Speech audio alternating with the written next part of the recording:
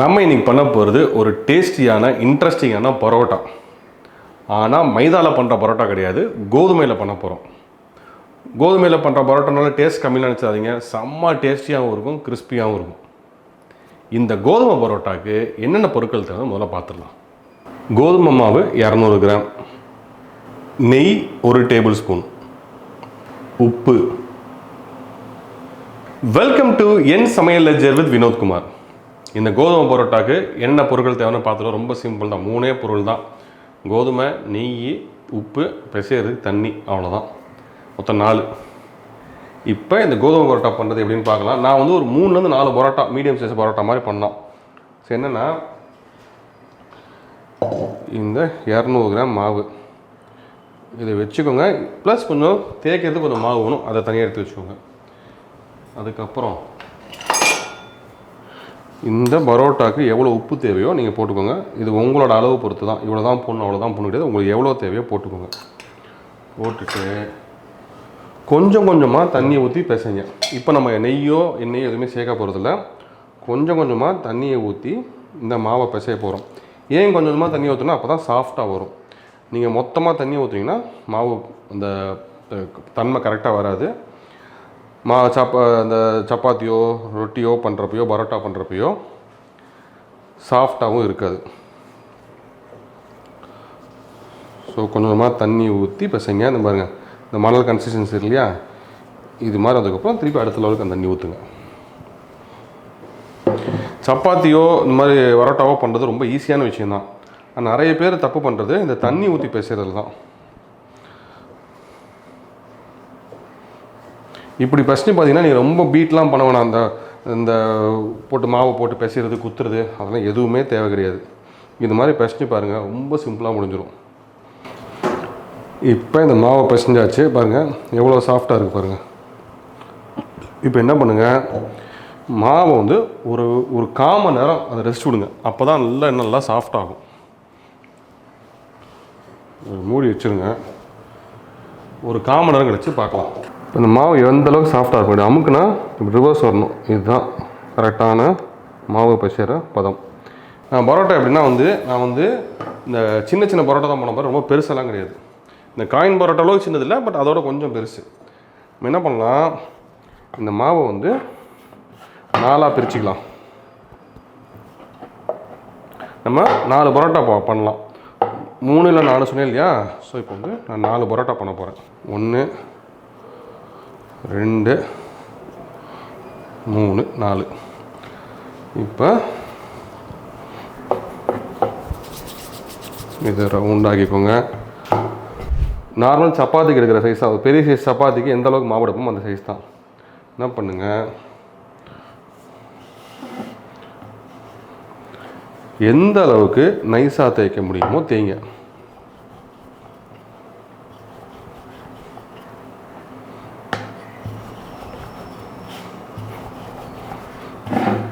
முடிஞ்சால் இந்த ரவுண்டு கட்டை அளவு கூட தேய்ங்க. உங்களுக்கு பெரிய சைஸ் பரோட்டா வேணும்னா இது மாதிரி இன்னொரு 1/2 மடங்கு பெருசாக அளவு தேய்க்கணும். அப்போ தான் அந்த சைஸ் உங்களுக்கு கரெக்டாக வரும்.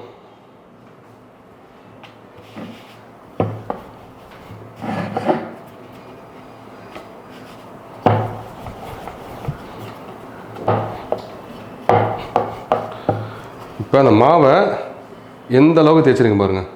முடிஞ்சால் இன்னும் கூட மெல்லிசாக தேய்க்கலாம். ஓகேவா, இது போதும். இப்போ நம்ம என்ன பண்ண போகிறோன்னா, இங்கே தான் இந்த சப்பாத்தி பரோட்டாவை மாறப்போகுது.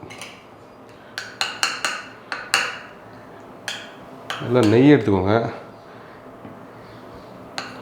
அங்கங்கே இப்படி வச்சுட்டு இந்த நெய்யை நல்லா இந்த சப்பாத்தி மேலே இப்படி தடவி விடுங்க.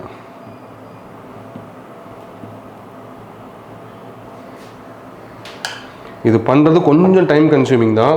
நம்ம ரெகுலராக பரோட்டா போடுற மாதிரி வீசிலாம் பண்ண முடியாது. இந்த மாவுக்கு இது செட் ஆகாது. எல்லா இடமும் படுற மாதிரி இப்படி தடவிட்டு ஒரு கத்தி, பென்சில் வச்சு கோடு போடுற மாதிரி இப்படியே இதை கட் பண்ணிகிட்டே வாங்க. எந்த அளவுக்கு தின் ஸ்ட்ரிப்ஸாக போட முடியுமோ போடுங்க. அது உங்கள் திறமை.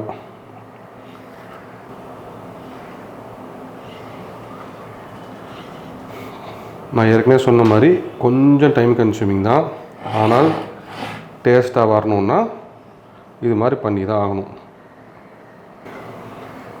நீங்கள் இது வந்து இந்த மாதிரி நீளமாக மடிச்சும் பண்ணலாம். பட் அப்படி பண்ணுறதோட இந்த மாதிரி கட் பண்ணி பண்ணோன்னா பரோட்டா நல்லா ஃப்ளஃபியாக வரும். ஃப்ளஃபியாகவும் வரும். நம்ம அந்த பரோட்டா கன்சிஸ்டன்சி அந்தவும் கரெக்டாக வரும். அவ்வளோதான். இப்போ என்ன பண்ணுறீங்க, கட் பண்ணிடுவோம் இல்லையா, இதை அப்படியே இப்படி சேர்க்குறீங்க. சேர்த்துட்டு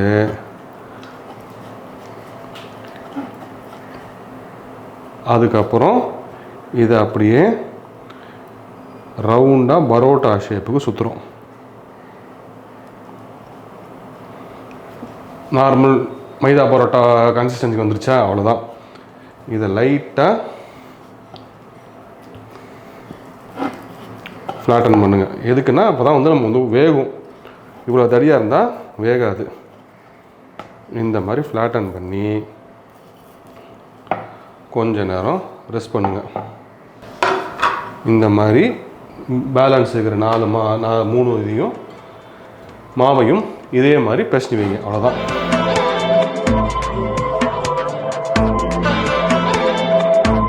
இப்போ இந்த பரோட்டா பாருங்கள் ரெடி ஆயிடுச்சு. 4 பரோட்டா பண்ணியிருக்கோம். சூப்பராக இருக்குது. இப்போ என்ன பண்ண போகிறோம்னா இதை நார்மல் பரோட்டா போடுற மாதிரி போட போகிறோம். லைட்டாக நெய் இருந்தால் போதும். ரொம்ப இதுலேயும் நம்ம நெய் தடவி இருக்கோம். ஸோ அடுப்பில் ஒட்டாமல் இருக்கிறதுக்கு நெய் நம்ம போட்டால் போதும். என்ன பண்ணுன்னா ரொம்பலாம் வேணாம், லைட்டாக இந்த மாதிரி நெய் தடவிக்கோங்க. கொஞ்சம் சூடானதுக்கப்புறம் நம்ம இதை போட ஆரம்பிக்கலாம். இப்போ கல் சூடாகிடுச்சு. நம்ம இந்த பரோட்டா போட ஆரம்பிக்கலாம்.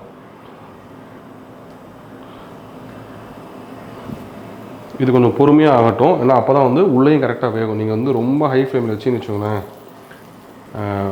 வெளியில் ரோஸ்ட் ஆகிடும், உள்ளுக்குள்ள மாவாக இருக்கும். ஸோ கொஞ்சம் லோ ஃப்ளேம் ஒரு மீடியம் ஃப்ளேம்லேயே கொஞ்சம் நேரம் இருக்கட்டும். நம்ம இதில் வந்து நெய் வச்சு தான் தேய்ச்சிருக்கோம் இல்லையா. ஸோ வந்து உள்ளுக்குள்ள நெய்யெல்லாம் வெளியே வரும். ஸோ அதுலேயே வந்து இது நல்லா கிறிஸ்பியாக ரோஸ்ட் ஆகிடும். நீங்கள் ரொம்ப வந்து நெய்யோ எண்ணெயோ ஊற்றவோன்னா இதுக்கு மேலே. இப்போ பாருங்கள் எவ்வளோ சூப்பராக எவ்வளோ ஃப்ளஃபியாக இந்த பரோட்டா இருக்குது பாருங்கள். இன்னும் ஒரு 1 நிமிஷம் 2 பக்கமும் ஈக்குவலாக வந்துருச்சான்னு மட்டும் பாருங்கள். அவ்வளோதான், பரோட்டா ரெடி ஆயிடுச்சு. இப்போ நம்ம என்ன பண்ண போகிறோம்னா இதை அப்படியே எடுத்து தட்டில் வச்சுருங்க. மீதி 3ஐயும் போட்டு எடுத்துகிட்டு பரோட்டாவுக்கு தட்டு வந்துடுமா, அது கண்டிப்பாக பண்ணி ஆகணும். இப்போ இந்த 3 பரோட்டாவும் ரெடி ஆயிடுச்சு. இதை நம்ம எடுத்துடலாம். எவ்வளோ கிறிஸ்பியாகவும் ஃப்ளேக்கியாகவும் இருக்கு பாருங்க. மைதா பரோட்டா தோற்றுரும். அவ்வளோதான். இப்போ நம்ம இதை நல்லா பீட் பண்ணிவிட்டு எப்படின்னு சொல்கிறேன். முதல்ல பீட் பண்ணுறது எப்படின்னு பார்க்கலாம். மைதா பீட் பண்ணுற மாதிரி வந்து ரொம்ப நீங்கள் அடிச்சிங்கன்னா உடஞ்சிரும். ஸோ வந்து லைட்டாக வந்து தான் பீட் பண்ணணும். அது எப்படின்றத நான் உங்களுக்கு சொல்கிறேன்.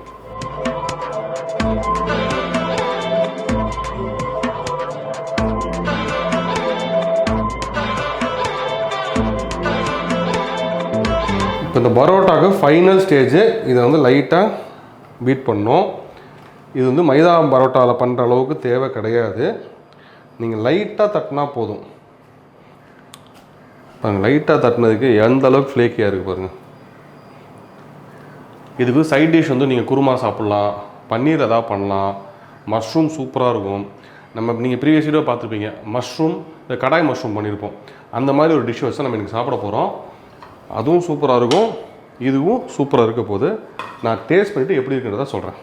நான் இப்போ இந்த கடாய் மஷ்ரூம் இதோட இந்த வீட் பரோட்டா பாருங்கடி எந்த அளவுக்கு உதுருவராக இருக்குது பாருங்கள். இதை நான் வந்து இதோட சாப்பிட போகிறேன். பாருங்கள் எந்த அளவுக்கு ஃப்ளேக்கியாகவும் கிறிஸ்பியாகவும் இருக்குது பாருங்கள். நீங்கள் நெய் ஊற்றுனதால இன்னும் டேஸ்ட் வந்து ரொம்ப சூப்பராக இருக்கும். இதை எடுத்து இந்த மஷ்ரூம் கிரேவியோட ஆஹா, பரோட்டா சூப்பர்.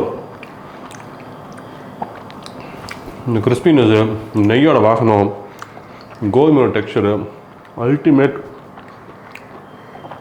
அதுவும் இந்த கடாய் மஷ்ரூமோட சாப்பிட்றப்ப ரொம்ப சூப்பராக இருக்குது. மைதா பரோட்டா தோற்றுரும். நீங்கள் இந்த கடாய் மஷ்ரூமில் நீங்கள் எந்த கைவிட சாப்பிட்டாலும் அது சூப்பராக இருக்கும். கரெக்டாக ரொம்ப சூப்பராக இருக்கும். அந்த கிரன்ச்சினஸும் இந்த நெய்யோட ஃப்ளேவரு, கோதுமையோட டெக்ஸ்சர் சூப்பராக இருக்குது. உங்களுக்கு சைட் டிஷ்ஷோடு சேர்றப்ப சொல்லவே வேண்டாம், சூப்பராக இருக்குது. இதே மாதிரி நீங்களும் இன்ட்ரெஸ்டிங் டிஷ்ஷஸ் செய்யுங்க, ஹாப்பியாக என்ஜாய் பண்ணி சாப்பிடுங்க.